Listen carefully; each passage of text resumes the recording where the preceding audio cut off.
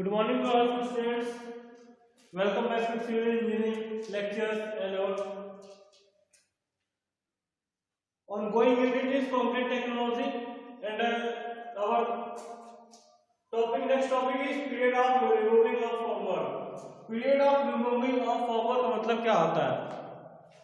इसका मतलब ये होता है कि जब कब जो फॉर्मवर्क को जो मैंने फॉर्मवर्क लगाया जो सेटरिंग लगाई है उसको कब हटाना चाहिए, कितने टाइम बाद कितने समय बाद उसको रिमूव करना चाहिए, हटाना चाहिए।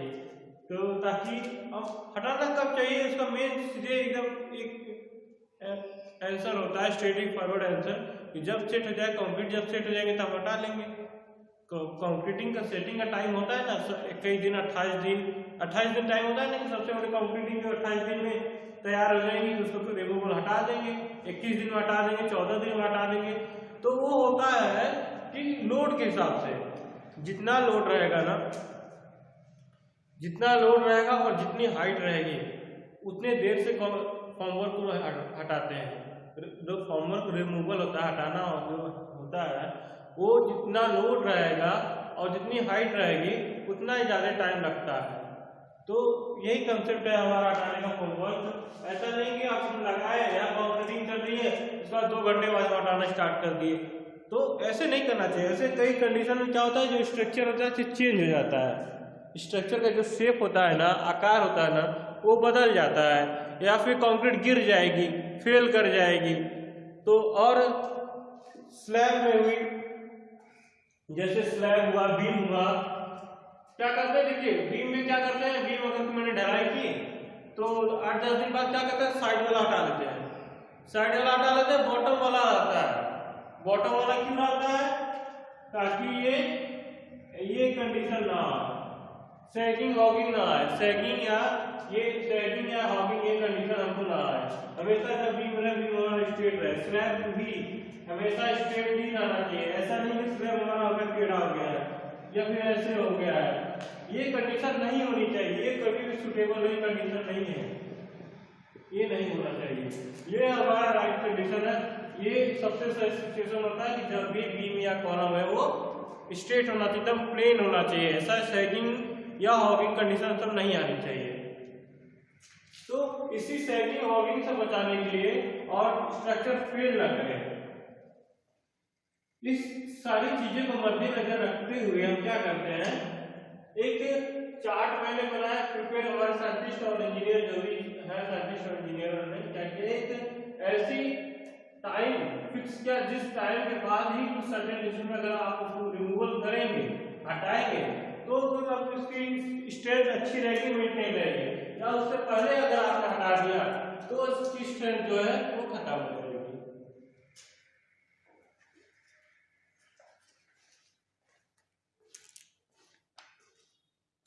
तो पहला देखते हैं डिस्क्रिप्शन ऑफ स्ट्रक्चरल मेंबर, मतलब इसे कौन सा मेंबर है और कितने टाइम बाद देखते हैं। पहले walls and column, walls, columns and vertical side of beam.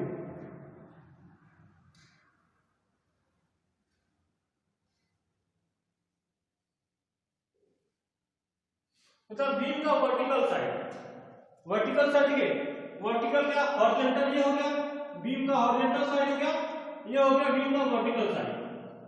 ये साइड वाली जो है, जो हमारी साइड वाली है, ये हमारा क्या हो गया, साइड कर लिया इसको, ऐसे क्या करते हैं, बॉटम, साइड बॉटम हो गया ना। तो जो बॉटम रहता है ये क्या बता रहा है, बॉटम बीम के वॉल और कॉलम के वर्टिकल साइड, वर्टिकल वाला वॉल या कॉलम में वर्टिकल होगा, बीम में बॉटम होगा, कॉलम में बॉटम नहीं होगा, कॉलम में बॉटम नहीं होगा, बॉटम अगर बीम में स्लैब में होगा। और वॉल्स और कॉलम में क्या होता है, वॉल्स और दीवार और कॉलम में क्या होता है, वर्टिकल साइड होता है। तो वर्टिकल साइड कितने दिन बाद रिमूव करेंगे, 1 to 2 दिन, 1 से 2 दिन बाद कॉलम का देखते हैं। आपने कभी देखा होगा कॉलम की ढलाई हुई और सुबह निकालना, फॉर्मवर्क निकालना शुरू हो जाता है, स्टार्ट हो जाता है। क्यों, कि कंक्रीट इसमें सेट हो जाती है। कंक्रीट में उसमें लोड आ रहा है लेकिन सेल्फ लोड केवल आ रहा है, केवल खुद का लोड वो हैंडल कर रही है।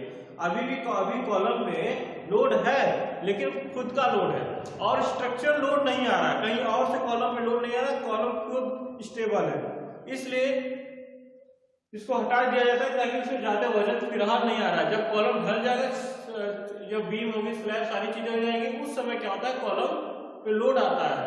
तो ये सेल्फ लोड जो रहता है वो कंक्रीट 12 घंटे में, मतलब वो इतनी क्षमता हो जाती है सेल्फ लोड अपने खुद के वजन को, स्ट्रक्चर मेंबर के खुद के वजन को, लोड को वो सह सकती है। तो कितने करते हैं, 1 से 2 दिन में उसको हटा देते हैं। नेक्स्ट स्लैब,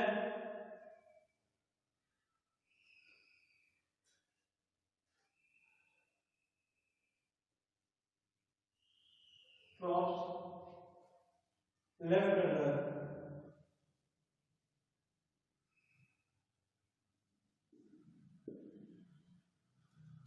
3 days, कितने दिन में, 3 दिन में। स्लैब प्रॉप मतलब अगर स्लैब है तो इस टाइप का स्लैब हो तो सपोर्ट दिया गया उसमें, ठीक है। और हैवी लोड, हैवी स्लैब है, नॉर्मल कोई स्लैब है, छोटा मोटा स्लैब है, छोटे मोटे अगर स्लैब है तो उसको 1-2-3 दिन में तक हटाया जा सकता है, मतलब उसी एरिया का हो। नेक्स्ट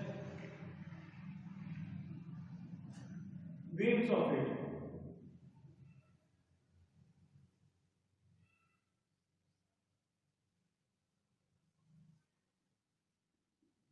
इस कंडीशन में prop under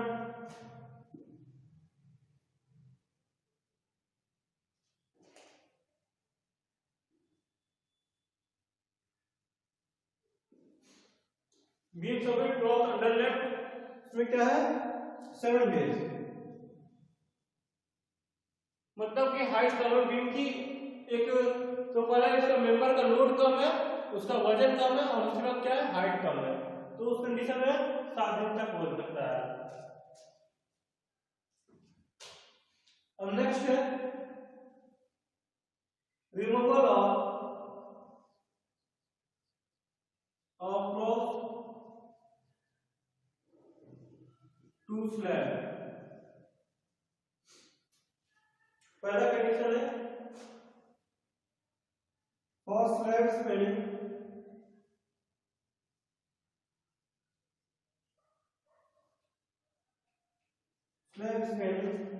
up to 4.5 meter. Next है for slab spanning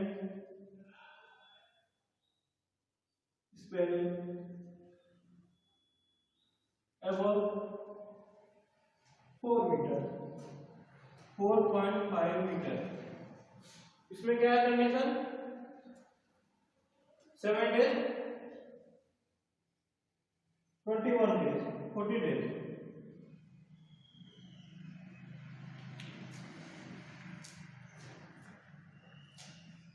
first slab spanning up to 4 metre. Span मतलब क्या कहते हैं ना,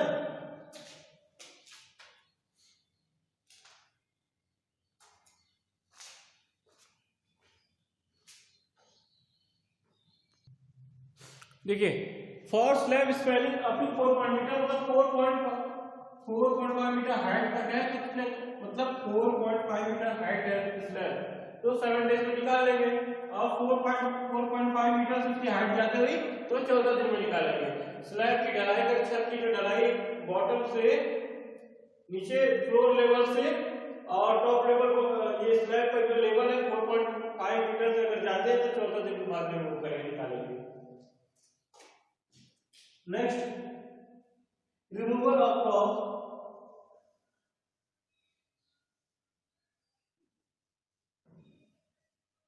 removal of props to beam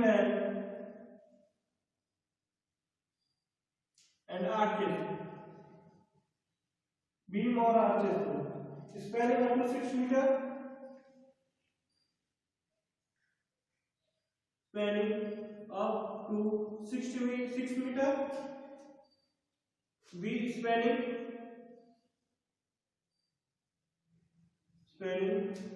over 6 metre. 6 metre height तक का कितना रहेगा हमारा 14 डेज, और स्पेनिंग ओवर 6 मीटर से ज्यादा अगर हाइट है तो कितना हुआ 21 डेज। ये तो हमारा रिमूवल ऑफ फॉर्मवर्क, मतलब फॉर्मवर्क को कितने टाइम बाद, कितने टाइम पीरियड बाद रिमूवल करना चाहिए। तो ये सब हमारी टर्म थी रिमूवल ऑफ फॉर्मवर्क का। अब नेक्स्ट आपको बता रहा हूं टाइप्स ऑफ फॉर्मवर्क।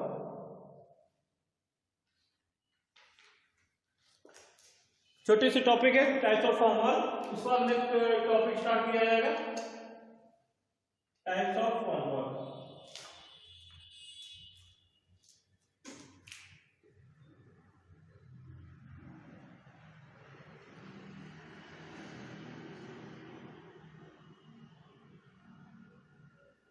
पहला क्या है टिम्बर, ठीक। दूसरा क्या है प्लाईवुड, नेक्स्ट स्टील, फिर aluminium,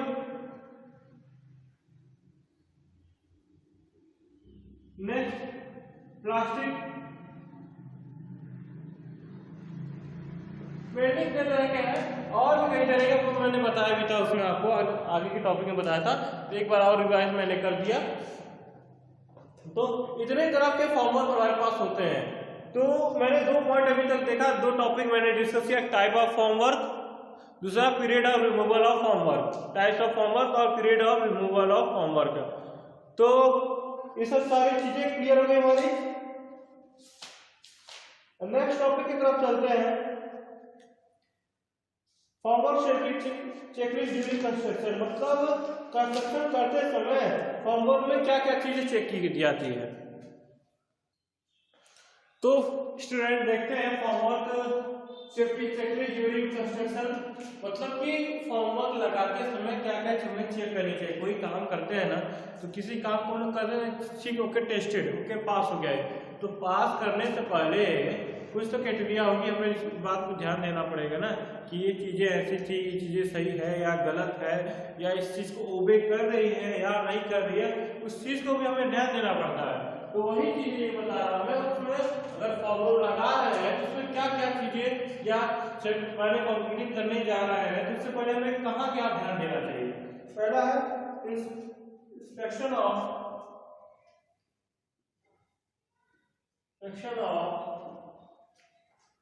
entire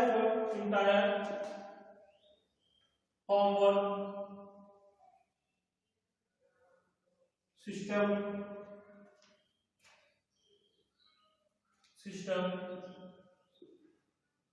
from bottom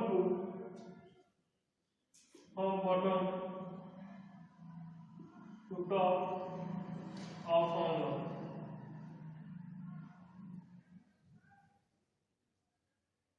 next inspection of, मतलब कि जो इंस्पेक्शन मतलब देखभाल जांच पड़ताल, इंस्पेक्शन मतलब क्या था जांच पड़ताल किस चीज की करेंगे, पूरे फॉर्मवर्क की जांच करेंगे, कहीं से लीकेज, कहीं से गैप तो नहीं है, कहीं ढीला तो नहीं है, कोई चीज कहीं ऐसी तो नहीं, कहीं पे कीड़े नहीं मारी गई हो या वायरिंग तार से बांधी ना गई हो, पूरी सारी चीजें एक एक चीजें देखी जाएगी, लेबल में है कि नहीं है, लेबल भी चेक करना पड़ेगा। ऐसा तो नहीं मुझे कुछ और लेबल पे फिक्स करना था सेंटरिंग को, और मैंने फिक्स कर दिया नीचे, या अप कर दिया या डाउन कर दिया, राइट लेफ्ट, पूरी सारी चीजें हमें एक टेप के मेजरमेंट से, टेप के यूज से सारी चीजें चेक करनी पड़ेगी। मेरी सेंटरिंग एरिया कितनी आ रही है, कितनी एरिया रहनी चाहिए थी डिजाइन के, एज पर डिजाइन के अकॉर्डिंग कितनी एरिया रहनी चाहिए, कितनी मिल रही है, कितना नहीं मिल रही है, वो सारी चीजें हमें देखनी पड़ेगी। इंस्पेक्शन ऑफ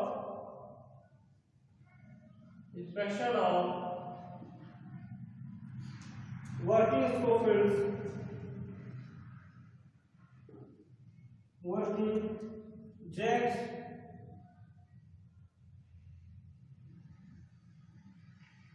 Schofields को बोलते हैं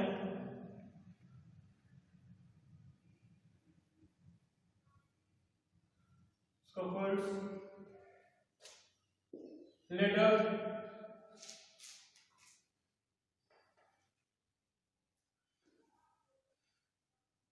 ladders, runway,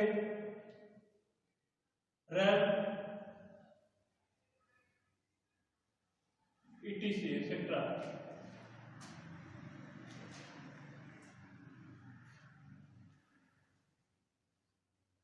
रैंप सेक्टर मतलब कि वर्किंग जैक्स मतलब स्कॉफोल्ड होता है, जो जैक्स होते हैं बल्ली पटरा से यूज करते हैं, जो बल्लियां यूज करते हैं, लकड़ियां यूज की जाती है ना, या बांस की जाती है या लकड़ी की जाती है, ताकि इसको ऊपर उठाने में जो मदद की जाती है, जिसके सहारे से हमारा स्कॉफोल्ड ये सेटिंग हमारी रुकी रहती है, वही होती है स्कॉफोल्ड हमारी होती है। लेडर सीढ़ियां चढ़ने के लिए, नीचे से ऊपर चढ़ने के लिए सीढ़ियां जरूरत है होंगी, सीढ़ियां ढंग से बंधी है या नहीं बंधी है, कहीं ऐसा तो नहीं कहीं कि एक दो बीट टूट गया हो उसका, ऐसा नहीं होना चाहिए। रैंप भी प्रॉपर होना चाहिए हमारा, उसमें चढ़ने के लिए रैंप होना चाहिए कंक्रीटिंग करते समय, या फिर रैंप की अगर फैसिलिटीज दी हुई तो रैंप को भी चेक करना पड़ेगा।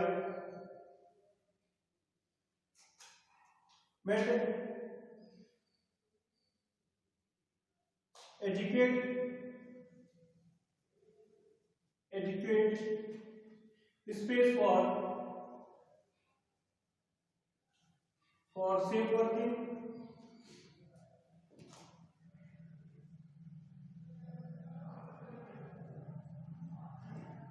Educate space for safe working मतलब हमें काम करने के लिए जगह भी चाहिए, मतलब कि ऐसे नहीं कि जो बल्लियां जब अंदर नीचे बांधी जाती है स्कॉफोल्ड या तो जो लोहे का जैक लगाया जाता है उसको इस हिसाब से अरेंज किया जाए ताकि उसमें से अंदर से आया जा सके। ऐसा नहीं कि उसको इस तरह से अरेंज किया कि आप अगर हो सकता है कभी जरूरत पड़े नीचे से जाने के लिए जरूरत पड़े, कई बार कई तरह के काम आते हैं तो नीचे से वायरिंग की सिस्टम हो सकती है, या पाइपलाइन ले जाने के लिए, या तो फिर पानी की पाइप ले जाने के लिए भी जरूरत पड़ जाए, तो ऐसा नहीं हम नीचे से जाना पाए, हमको नीचे से भी जाने की सुविधा हो, या फिर स्पेस हमारा सही हो काम करने के लिए वहां पे। ऐसा नहीं कि कर रहे हैं फॉर्मवर्क लगा रहे तो पूरा साइड को बिजी कर देंगे, जो मन मटेरियल जहां मन वहां फेंक देंगे, जैसे असेंबल, तो सारी चीजें असेंबली करके रखनी पड़ेगी, एक जगह इकट्ठा करके रखेंगे तो हमें काम करने में और समय बचाने में दोनों में काफी फायदा लगेगा। नेक्स्ट वाला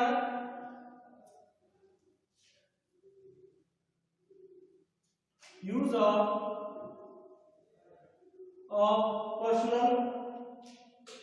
पर्सनल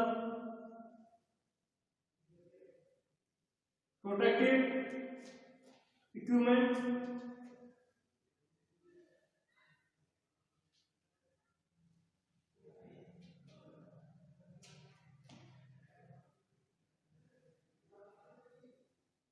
मतलब use of personal protective equipment मतलब कि खुद की सुरक्षा के लिए भी कुछ इस्तेमाल की जाती है बहुत से सारी चीजें, जैसे हेलमेट हुई, हेलमेट यूज की जाती है, सेफ्टी शूज की यूज की जाती है ताकि कीड़े न धंसे या कहीं से वायरिंग न लगे, ग्लासेस लगाए जाते हैं कि कोई डस्ट आके आंख पे न गिरे, क्योंकि फॉर्मर जो सब चीज रहती है चाहे स्टील है चाहे प्लास्टिक, कुछ ना कुछ इसमें कंक्रीट का मटेरियल लगा रहता है, थोड़ा बहुत कहीं कहीं लगा रहता है डस्ट के रूप में, हो सकता है वो आंख में गिरे तो आंखों को भी नुकसान पहुंचा सकती है, तो ग्लासेस पहने, ग्लव्स का यूज करें, और कहीं इधर उधर कीड़े निकली रहती है उसे भी ध्यान से देख करके चलें।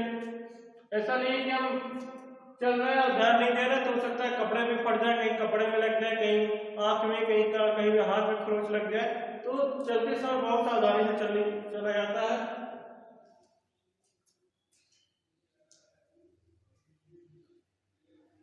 रिमूवल ऑफ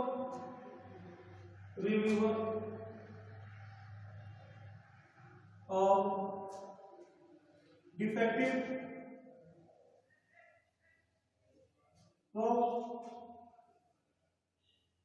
मतलब जो चीजें डिफेक्टेड है ना, कई कई मटेरियल यूज करते करते डिफेक्ट आ जाता है उसमें, या तो पहले से डिफेक्ट हो या तो बनने के बाद मतलब हमें साइड पे लाने से पहले से ही डिफेक्ट हो या साइड पे लाने के बाद डिफेक्ट हो गया। तो डिफेक्ट चाहे जैसे उससे मुझे नहीं मतलब, मुझे हटाना मतलब है कि मुझे डिफेक्ट नहीं रहना चाहिए। मेरे कहने का मतलब ये है कि डिफेक्ट नहीं रहना चाहिए, वो चाहे पहले से हो चाहे बाद से, उससे हमसे कोई लेना देना नहीं है। ये डिफेक्ट क्या होगा सीधे हटा देंगे। अगर ये डिफेक्ट नहीं हटाए तो हमारे कहीं ना कहीं फेल हो सकता है, कहीं ना कहीं हमें भारी क्षति पहुंचा सकती है। तो ये तो हमारा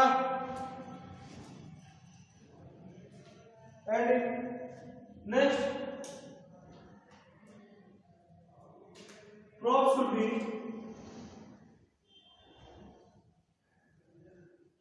should be placed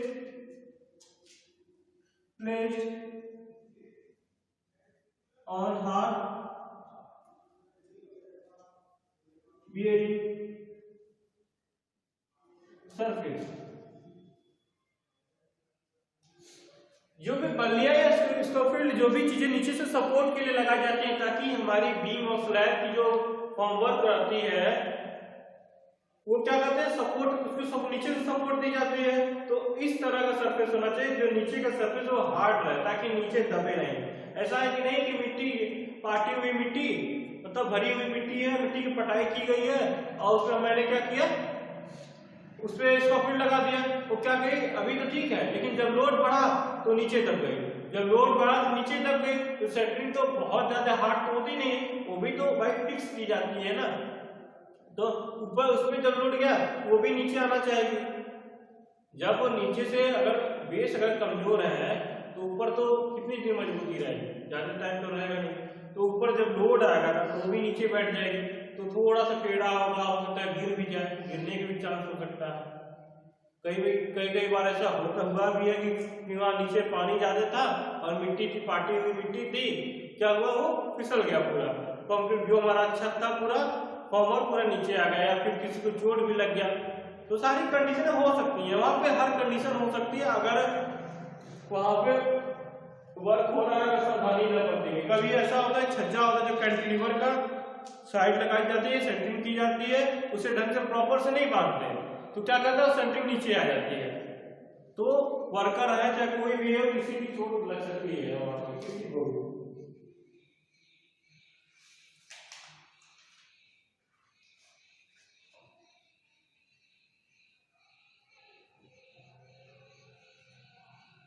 तो ये तो जनरल चीजें थी, और भी जनरल और सब चीजें हैं, तो ये मेन जनरल चीजें थी, इतना ही आपको ध्यान रखिएगा, तो सफिशिएंट है आपके लिए।